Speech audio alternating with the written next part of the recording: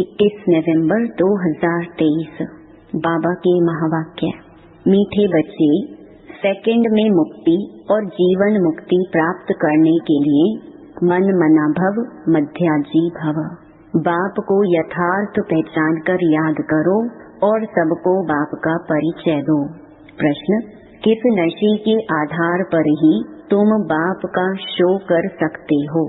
उत्तर, नशा हो कि हम अभी भगवान के बच्चे बने हैं, वह हमें पढ़ा रहे हैं, हमें ही सब मनुष्य मात्र को सच्चा रास्ता बताना है। हम अभी संगम युग पर हैं, हमें अपनी रॉयल चलन से बाप का नाम वाला करना है। बाप और श्री कृष्ण की महिमा सबको सुनानी है।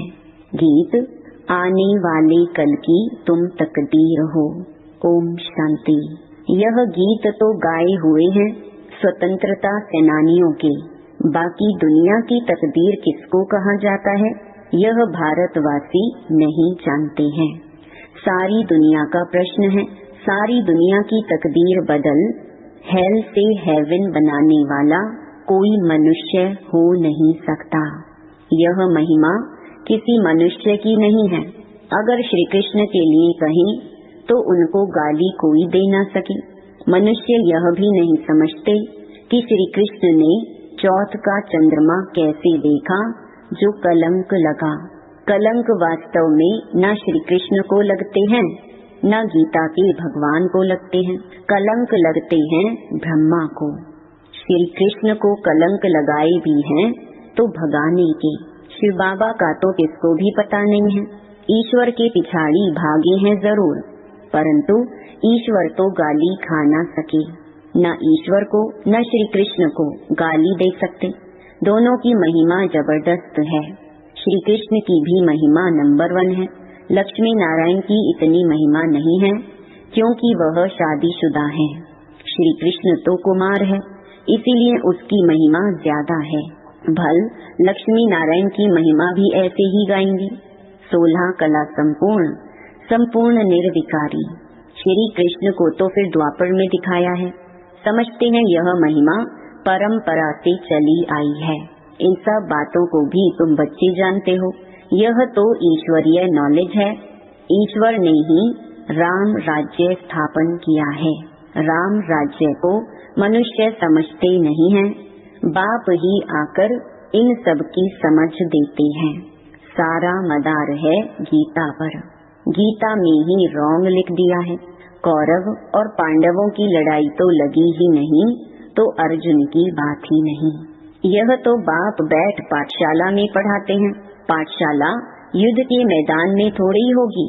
हाँ, यह माया रावण से युद्ध है, उन पर जीत पानी है। माया जीते जगत जीत बनना है, परंतु इन बातों को जरा भी समझ नहीं सकते।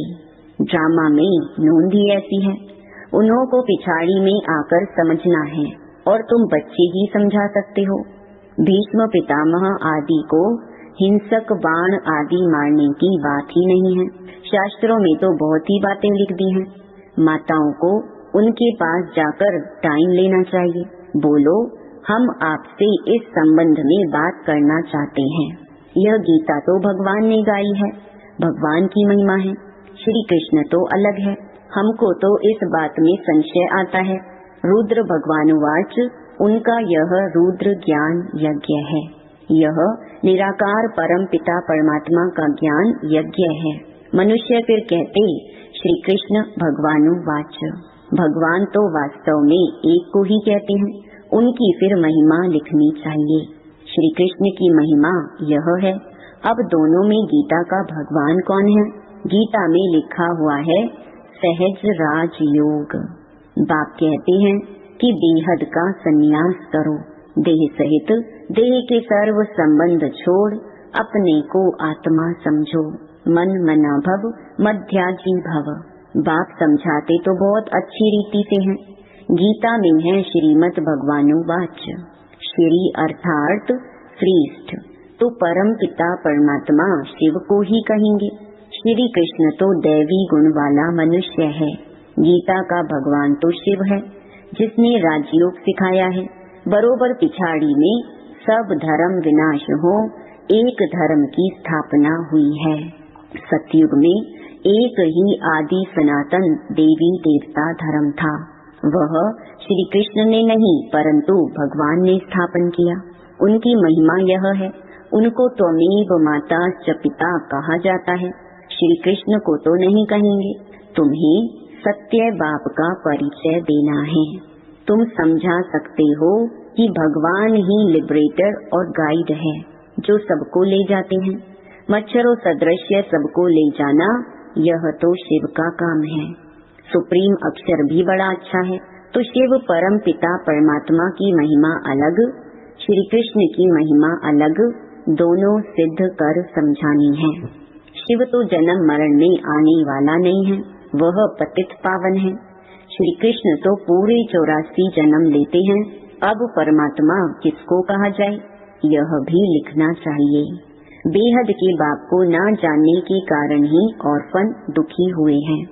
सतयुग में जब धन के बन जाते हैं तो जरूर सुखी होंगे, ऐसे स्पष्ट अक्षर होने चाहिए। बाप कहते हैं मुझे याद करो और वर्षा लो, सेकंड में जीवन मुक्ति। अभी भी शिव बाबा ऐसे कहते हैं, महिमा पूरी लिखनी है। शिवाय नमः, उनसे स्वर्ग का वर्षा मिलता है। इस सृष्टि चक्र को समझने से तुम स्वर्गवासी बन जाएंगे। अब जज करो राइट क्या है। तुम बच्चों को सन्यासियों के आश्रम में जाकर पर्सनल मिलना चाहिए। सभा में तो उन्हों को बहुत घमंड रहता है। तुम बच्चों की बुद्धि में यह भी रहना चाहिए कि मनुष्यों को सच्चा रास्ता कैसे बताएं। भगवान वाच, मैं इन साधुओं आदि का भी उद्धार करता हूँ। लिबरेटर अक्षर भी है। बेहद का बाप ही कहते हैं मेरे बनो। फादर शोज सन, फिर सन शोज फादर। श्री कृष्ण को तो फादर नहीं कहेंगे। गॉड फादर के सब बच्चे हो सकते हैं, मनुष्य मात्र के तो सब बच्चे हो ना सके। तो तुम बच्चों को समझाने का बड़ा नशा होना चाहिए। बेहद के बाप के हम बच्चे हैं, राजा के बच्चे राजकुमार की तुम चलन तो देखो कितनी रॉयल होती है। परंतु उस बेचारे पर, श्री कृष्ण पर तो भारतवासियों ने कलंक लगा दिया है। कहेंगे भारतवासी तो तुम भी हो। बोलो हाँ, हम भी हैं, परंतु हम अभी संगम पर हैं। हम भगवान के बच्चे बने हैं और उनसे पढ़ रहे हैं। भगवान वाच, तुमको राजयोग सिखलाता हूँ। श्री कृष्ण की बात हो नहीं सकती, आगे चलकर समझते जाएंगे। राजा जनक ने भी इशारे से समझा है ना। परमपिता परमात्मा को याद किया और ध्यान में चला गया। ध्यान में तो बहुत जाते रहते हैं। ध्यान में निराकारी दुनिया और वैकुंठ देखेंगे।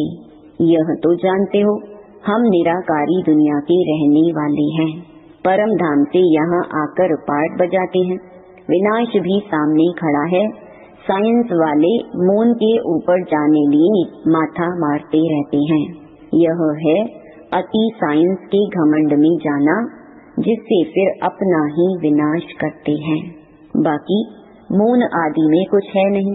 बातें तो बड़ी अच्छी हैं, सिर्फ समझाने की युक्ति चाहिए। हमको शिक्षा देने वाला ऊंच ते ऊंच बाप है, वह तुम्हारा भी बाप है। उनकी महिमा अलग, श्री कृष्ण की महिमा अलग है। रुद्र अविनाशी ज्ञान यज्ञ है, जिसमें सब आहुति पड़नी है। पॉइंट्स बहुत अच्छी हैं, परंतु शायद अभी देरी है।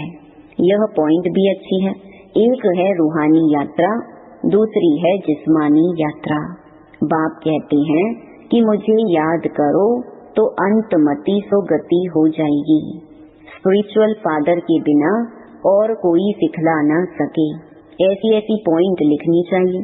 मन मना भव मध्याजी भव। यह है मुक्ति, जीवन मुक्ति की यात्रा। यात्रा तो बाप ही कराएंगे, श्री कृष्ण तो करा न सके। याद करने की ही आदत डालनी है। जितना याद करेंगे उतना खुशी होगी, परंतु माया याद करने नहीं देती है। अच्छा, मीठे मीठे सिकिलधे बच्चों प्रति माता पिता बाप दादा का याद प्यार और गुड मॉर्निंग।